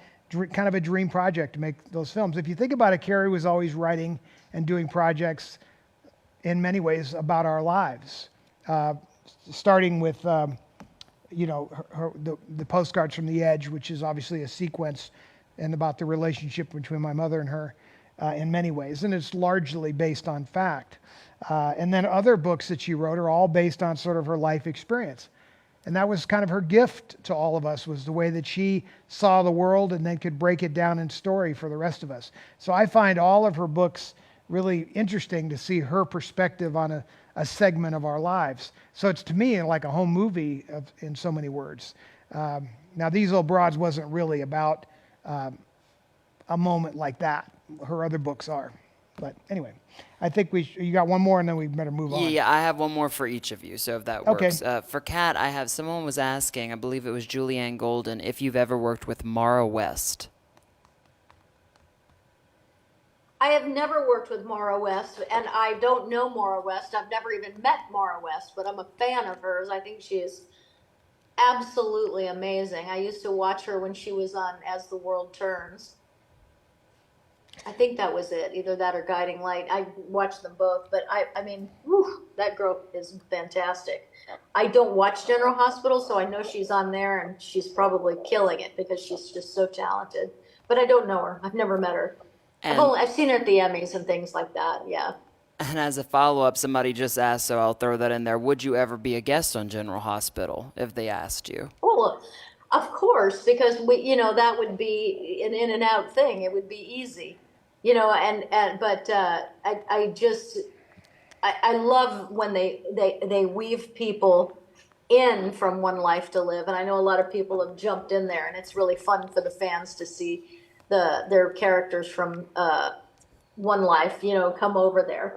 But it's not like anything I think about. But would I do it well, yeah, because it would just be a quick in and out. It would be really fun, and it would be great to see everybody again. I do wish that we could have like a One Life to Live All My Children reunion of some sort. I just miss everybody so much, and it's been such a long time, and that would be really fun. So, there's a part of me, and I've talked about this before, that would really love to have an event at our home where we had, some of the actors from these shows, and people could come to the event and, just have like this big reunion, because we all miss each other, so to me, that would be really fun. I haven't tried to do that or even had time to think about putting that together, but it's something that I would really like to do, just have a super fan event, like with the great people from both those shows. Some great people, and I miss them a lot. You're getting a lot of feedback yeses on that one, so a lot of people are saying they would come to that. Yeah, I mean, I think it would be really fun, and we would, keep it, to like 50 people max, because you can deal with 50 people, and 50 people, when you get to be around, your soap stars and stuff. What's nice is that with that kind of number, people can actually have one-on-one time. You actually don't get rushed through a picture line. That's so frustrating. At least it used to be for me when we would have, be at a fan event, and it's just like you only have so much time to be with each person, and sometimes you just wish that you could spend more time and actually have a real conversation, or they could feel really seen and felt and heard. And so that would be my wish for this, that people would get to have a real experience with people that they watched for years and years and years. I know what it would mean to me. So, I always think to myself, people would really enjoy that. I'll do it. I will get around to that one of these days. I talk about it enough. Ryan and I talk about it, don't we, Ryan? We do. That's right. Ryan and I talk about it a lot. And so I know it's going to happen. It's just a matter of reaching out and who and when. But, just for fun, you guys, because tomorrow I'll probably get to read all the comments. So if there's anybody from All My Children or One Life to Live that you would love to meet, let me know who that is by putting their name down in the comments, because that would help me a lot. It doesn't matter if they're somewhere else now, or you haven't seen them in years, or you don't know where they are. Well, you could matter. create a Comic-Con for soaps. Do it over at the South Point. Right. Do it. Just soaps only. I would do that definitely. You know what I mean? Like, that would be really fun. And You do a bigger event over at the South Point, and then you have a private event over here. Oh. Yeah, that would be awesome. It would That's a really good be idea. awesome. But I just think that I would rather do it sooner than later. And Ryan and I do talk about it a lot when we're together. And so I don't know, Ryan, you still up for it? Oh, you say the word. See? All right, last question so we can can do a recap. We're going to do giveaways and a recap. So what's the last question? And just to let everybody know, the Jane Russell auction will, if you want to get your last minute bids in, we are still at $250 for that. Okay. But if anybody else wants to bid. And so the last question is, let me pull it up. Todd, what do you think your mom would think of today's Hollywood movies and also Hollywood in general with the violence and nudity and vulgar language in films and also the overall general meanness that can come across in movies today? What a good question. It is, because my mother was, she was a classy lady, and I think that we already know what she thought because she dropped out of the movie business because of a lot of that early on, where the nudity became very prevalent, and that didn't excite her, and even the bad language didn't excite her when it was just gratuitous. So I would just say that she never liked any of that and stopped long ago, and it's of course gotten even worse. Given the fact that she was a Girl Scout leader, you know that she was very supportive and loving person for all people. And so I would say that, she would be happy about some of the stories that are able to be told, and at the same time, would be probably not thrilled about some of the overtness of the sexuality and things like that. She always used to say to me, that some of the most romantic and sexual scenes were you didn't have to see everything, and there's a lot of truth to that. If it's shot really well, you can create all of those same feelings and moods without all of the overtness of it. So, and then I would just say that, she would really not be very supportive of some of the things that are going on in the world today, the hate and all that, knowing that she was such an accepting, loving person. But also, I just told you the story earlier about how somebody crossed her family member and she stood up for herself. So she's not someone who's just going to lay down. She was a person of morals and principles and values.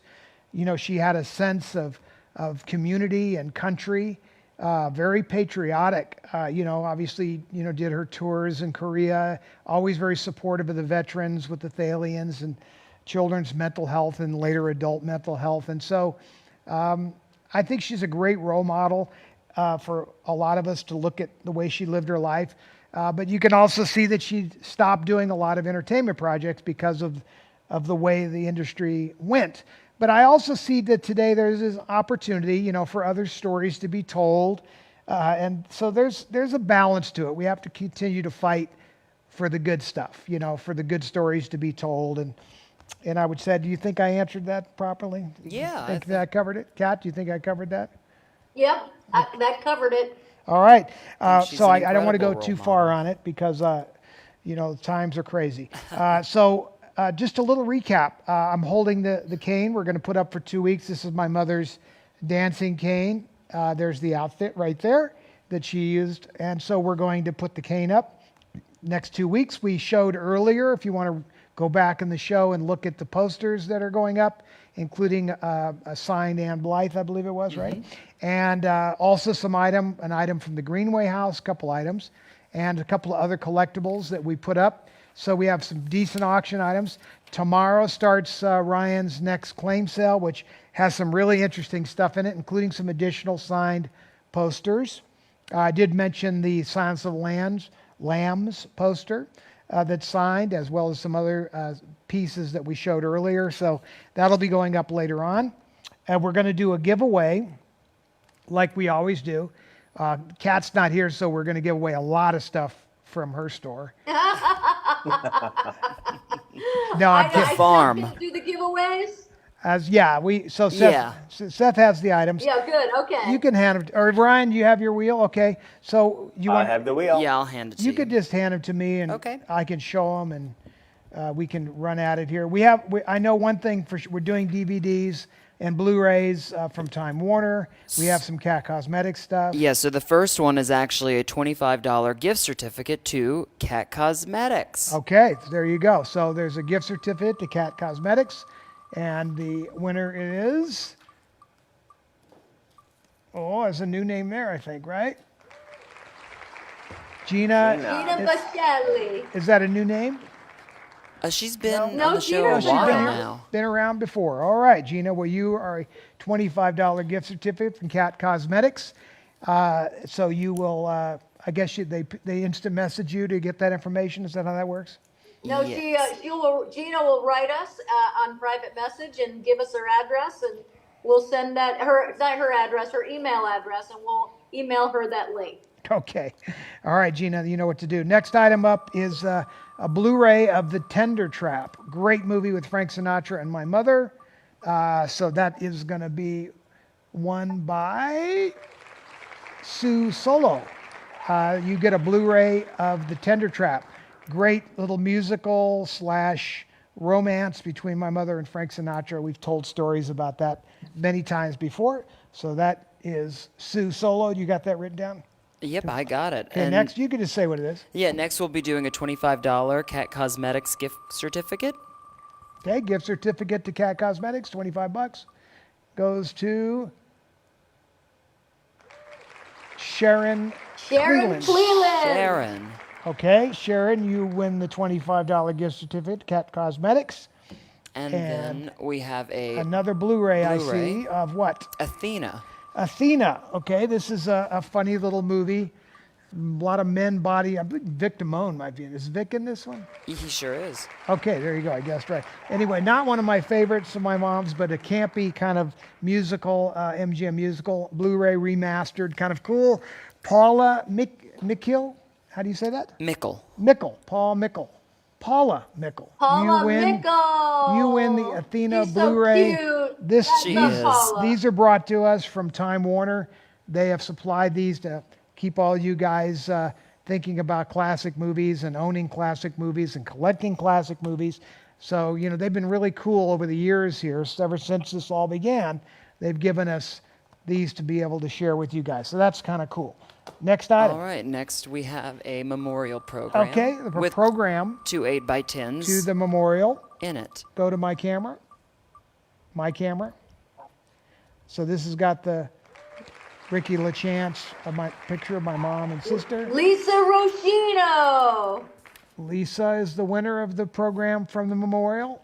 It's got the Ricky LaChance Yep, thing. Lisa Roshino. This Hi, is a Lisa. Fun little collectible. So there you go. What's next to say? All right, another $25 Cat Cosmetics. More money of cats being given away. Why not? Let's just spend it. And Patty Hughes. Oh, Patty. You know that Hughes. name. The infamous Patty Hughes. The infamous. She needs that immediately. Oh, this is a cool item. So this is the Debbie cream. We've talked about Studio Secrets, my camera. And it's a little, this is what my mom literally used. And on her face every evening, she would put this on. And this is vintage, but believe it or not, it's still perfectly good. It's also a collectible. Well, that's what Seth puts on his face every night, and Linda puts on her face every night. And So- they both have great. So I'm The just Debbie saying, Reynolds ritual. amazingly enough, too, it's still perfectly good. I always thought that was, because obviously certain products would have gone bad, Yeah, but this no, is, it's I good. guess, petroleum-based or something, because it's never bad. No, yeah, it is. It's really great for the skin. Good stuff. So And the everybody loves that. One décolletage, by as they John say. Eric St. James. Hey, John Eric. Now wait, is that Hey. now wait now if he doesn't want the cream though, you want to swap it out for something? Sure, if John Eric, if you want to just message us and let us know what else Yeah, in that giveaway. if you're not interested in the face cream, John, we'll get you something else. Absolutely. And the last item we have. Okay, we've got a is- book of mine. So we have the My Girls book, obviously with some of the stories we've been telling, and there it is. So this is a softback copy of my book. I can sign it if you win it, and if you don't have it, if you do have it, Kathy Winkler probably has it, right? Yeah, because she's a Kathy regular. I would Winkler. think. I don't know if she does or not. Oh, okay. Hi, Kathy. Kath- Congratulations. Kathy, if you want it, I'll sign it to you. If you want to trade it in on face cream, we'll give you the face cream in exchange for the book, or the other way And around. if you want a chicken, we'll send you well, a chicken. no, I mean we and could we'll- swap these two the other way No, we too. will I'm- not send chickens out. Teasing, chicken. just well, they lay enough eggs. We could hatch more. Are we done? I know we're getting That's a it. dozen eggs a day. Okay, we are done with the giveaways, which means we're fast approaching the end of the show. So just a little quick Yes. little quick recap on what we're done. We ended the we never heard the winners. Ryan, you were going to tell us who all the winners were from last week. the auctions. I do have the winners. The winners were, I guess I should add a spotlight here. The winners were Frank Ferruccio won the Woman of the Year poster, that gigantic Woman of the Year poster. Jeffrey Franz won the Funny Girl poster. Zanzibar, Barb Kevern won that one. What is the Boots one with the boots on? No, Died with the Boots the on. Western, yeah. That was Judith Jasecki. That's our Judith IDK.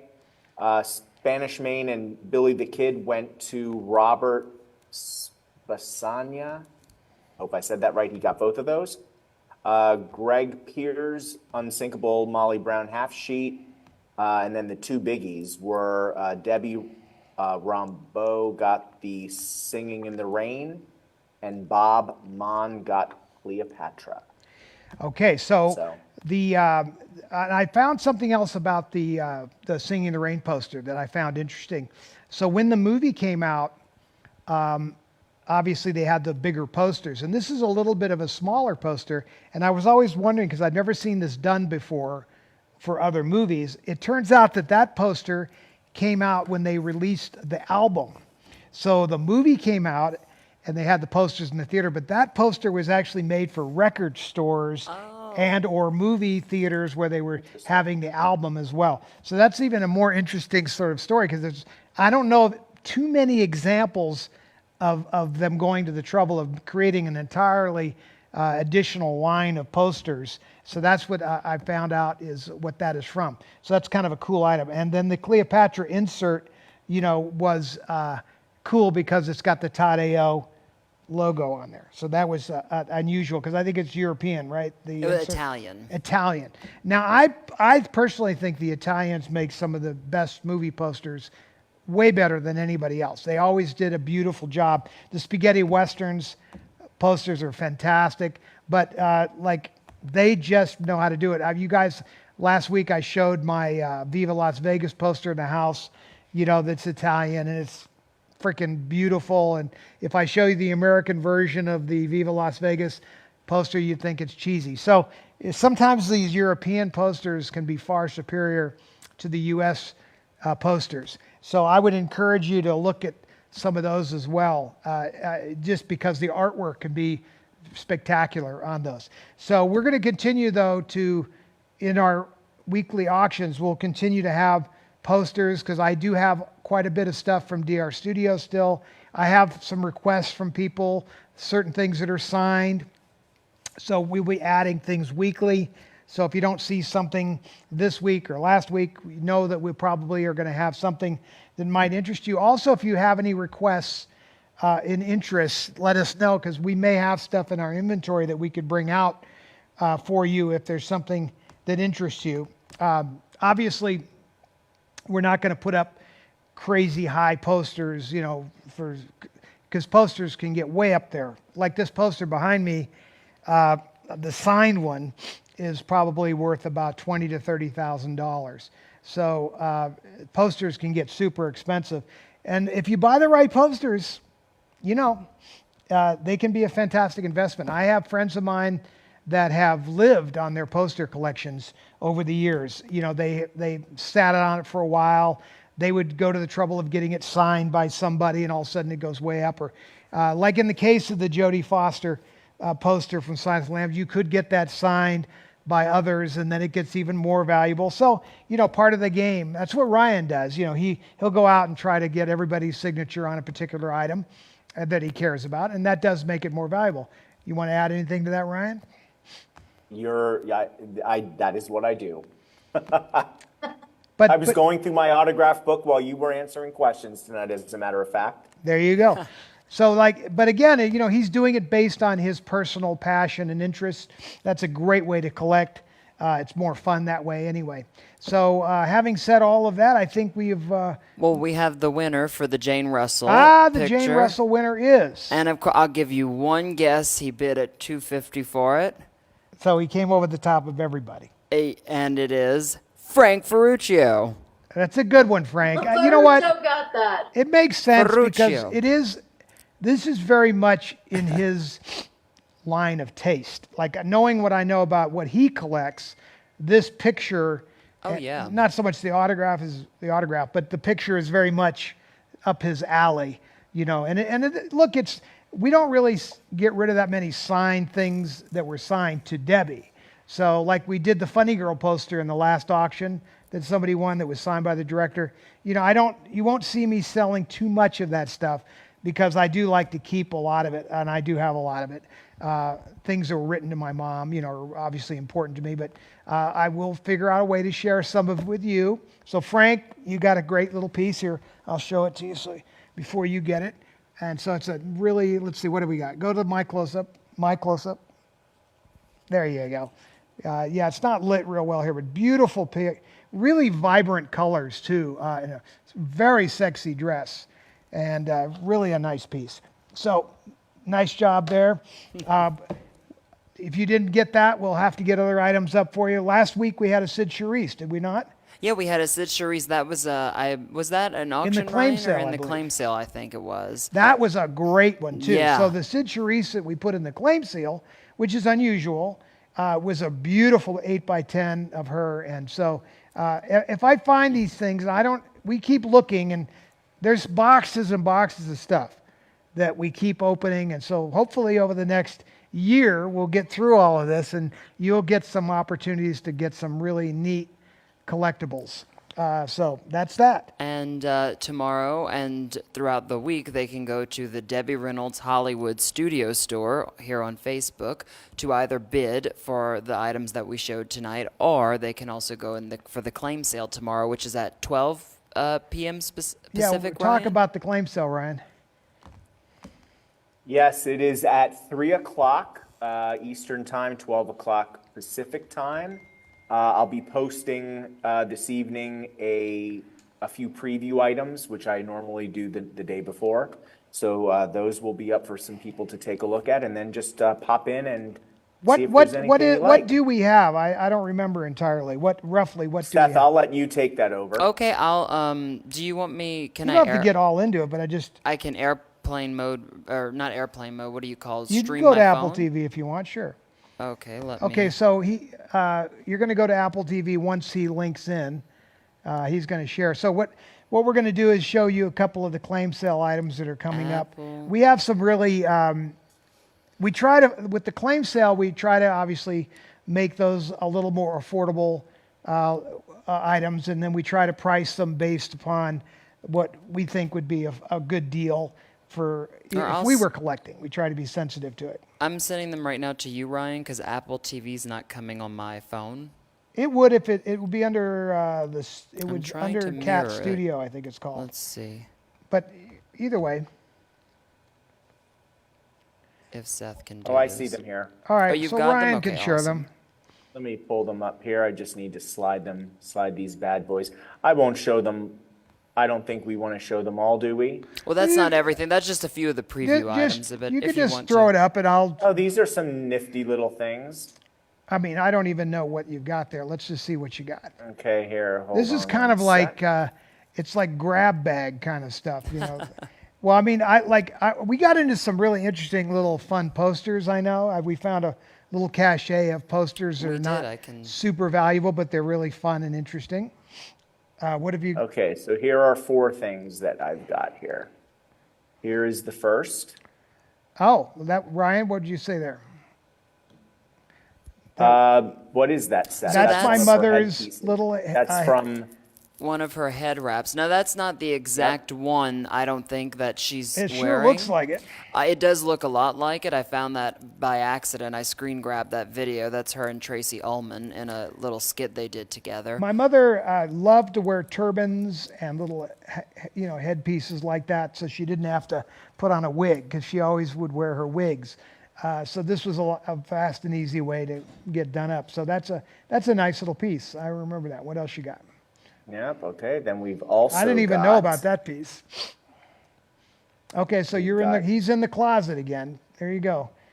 I thought I'm he was in the out of the closet closet again. but I thought I he's back came in out the last closet. week on the show. I thought we. So had- what is this? So that is a designer. I would say it's a bathing suit cover-up, basically. Okay. Of and I have the designer name. It's Paul Rubin. I think that's the name of the designer. All I right, don't so a want to designer, mistake it. sort of outdoor. What do you call that, Kat? I would call it like a. It's not a Um, caftan. Like when you go out and you I don't cover know. yourself out when you have a bathing suit underneath? It's see-through, so it's Oh, it's sheer, the whole yeah, thing, it's or sheer. just a slit down the front? It's sheer, so But it's. I thought we had, didn't you have some, Pretty. didn't you Cover. have some stuff from the claim sale, like the paper items or any of that? Yeah, I'll send those Ryan's way. Ryan, if you want to go to the next one while I send those to you. I didn't even know we were doing the clothing, so that's news to me, but that's fine. Oh, this is a fun item. So Ernest Borgnine had these made up and given to his friends. He was a veteran, and he gave this one to my mom. This was in her desk drawer. And you could see he's got his little, by the square, by the level, by the all-seeing eye. You see he was a Mason. But he was such a nice guy. And he made the catered affair with my mom. They were friends for their entire lives. He used to come to all the parties and was just such a jovial guy. A lot of fun, really, really nice person. Anyway, he had given that to all of his friends. And I just found it the other day in her desk drawer, literally. And I thought, this is fun. So these are some of these other little campy posters and things that we've got. So again, not like super famous people in this. So that's a claim sale item, but it's just, these are like what I call campy posters that you use to decorate in places, and it's just fun. I mean, the FBI puts the heat on the invisible enemy. Well, that's for sure. And they're doing it to this day. So there's some really fun posters that we've got like that, and they're not going to be expensive. So if you guys want some There's really one colorful, more. well, it's really colorful, fun graphic arts. Oh, well, now see, that's a cool one. Angel in My Pocket, Andy Griffith. This was actually in really good shape, this poster. Not a super famous film that I can recall. I don't even know if I've seen that movie. But a great little Andy Griffith poster. Again, a folded one, not super expensive, but in really nice shape. So we have some fun little posters like that. Again, these are not going to be expensive, so you guys, if you want to start collecting and you don't want to spend a lot of money, that's a kind of a fun way to go. So there you have it. That's the preview on the Boom. claim sale. Yep. And the claim sale, you have to go to the Debbie Reynolds Hollywood Studio store On Facebook. on Facebook. You got it. And you got to be a member to bid, so you have to go through, you got to get through Ryan over here. You have And, to he's answer the That's it, vigorous the questions. gatekeeper. He's the gatekeeper to keep the right people on the website and the wrong people off. So, exactly. thank you for joining us. Kat, you want to do your little sign off? Yes, I would love to do my little sign off and say thank you to everybody that came to be with us tonight, and just happy Saturday to everybody. I get to come home tomorrow night, so I'm real excited about that. I just want to say that a lot of you have been asking for prayers, and we hear you, and we're on it.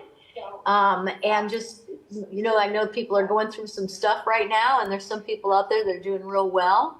And but for all of those of you who, have been asking for us to pray for you for this and that, just know that you've got it, and God's in charge, and you are loved. Remember that, okay? We will see you next week for sure, and we love you. On behalf of Buck and Todd and Seth and Ryan and me. Who else is in there, Todd? Anybody else in there with They you? wouldn't let anybody else in this week because you're not here. We had to limit the audience. So Johnny there? No, it's just me, Seth, and Buck. Awesome. Well, you guys did a great job. Well, and I we didn't will- want to stop the momentum. That was partly why we did the show. Obviously, normally when you're out of town, we don't do a show, but we wanted to Yep. keep the momentum going because we had stopped for a while, and there were a lot of heavy complaints, even some that had been elevated to the Supreme Court level. So we really wanted to make sure we addressed that before it went too far. So here we are. Yep. So we're trying to stay on as Okay, much as well- we can. I want to know one thing. Who's picking me up tomorrow night? Well, if it's past my bedtime, no, I'll come and get you. As always, I drop you off, Okay. I pick you up, I bring you your cowboy hat, right? Yep. And may I ask you this? Do you miss me? I always miss you. But you do leave a few things behind here to remind me of you, such as this right here. Cut to camera 4. What am I camera looking 4. at? Hold on. Camera 4, camera 4, camera 4. I have this available anytime I want. I can look at that poster, although it doesn't really remind me of you. I think you're much prettier now. Oh gosh, Todd. You are. That's a different kind of a thing, you know. No, you tell me It is that a that different girl I isn't agree. pretty. I Look how agree. beautiful she is. Look at that picture right there. Go to camera 2. See how pretty You're that so is? very sweet to me. You're very good to me, and I love you so much. I do. I've been so happy down here. We've been having fun, but I'm homesick for my animals and my little family there, and I can't wait to get home. Well, we'll have to try to rearrange things because Nugget's taken over your spot. But Okay. I'll have a little chat with him tonight and let him know tonight is the last night that he gets to sleep in your spot. But you saw those pictures I sent me. It was hilarious. And he is totally, the moment she leaves, he goes right into her spot. It's the weirdest thing. I mean, it's He like, takes my side of the bed. He does. And does a face plant. I love the pictures. he does. All right, everybody. Yes. We love you when you're asleep. Just remember that. That's all I have to say. Ryan, you going to run that video on our way out? I will. All right, so we're going to watch Good the night, video. Rai. We're going to watch the video of my Night. mother dancing with this very cane that's going to be up for auction in the next Yes. couple of weeks in that That's very right. outfit right there, in using this cane and putting on the Ritz or whatever she was doing. And have some fun watching this show. It's awesome. That was a great, great number, one of my favorites. And we're going to go out with that. You guys can say goodnight to each other while that is running. Yes. Night, night, everybody.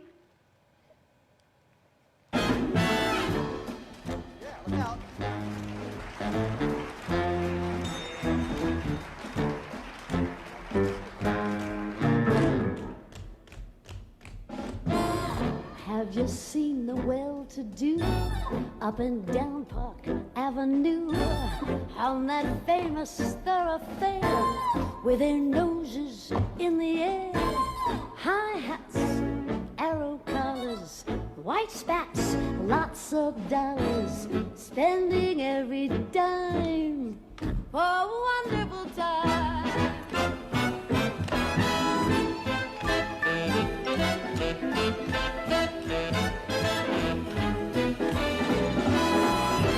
Putting on the Ritz.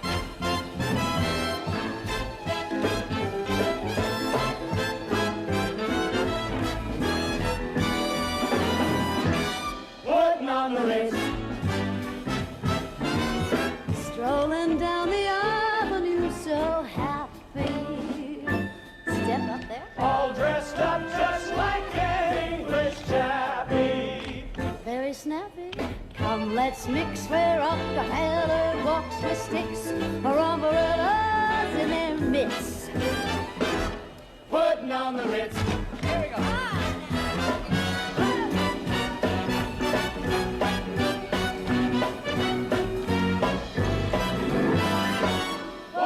the Ritz. Putting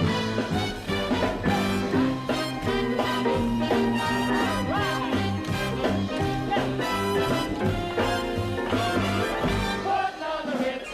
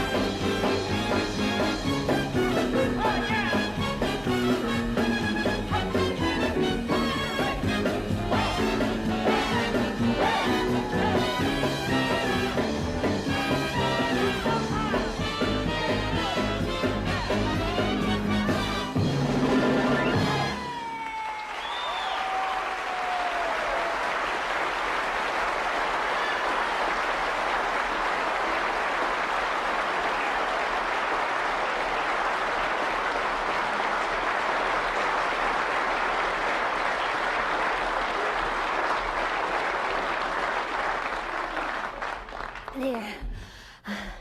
Doing those numbers is nothing. I don't know how I ever learned how to recover from that. They say deep breathing is very good for you.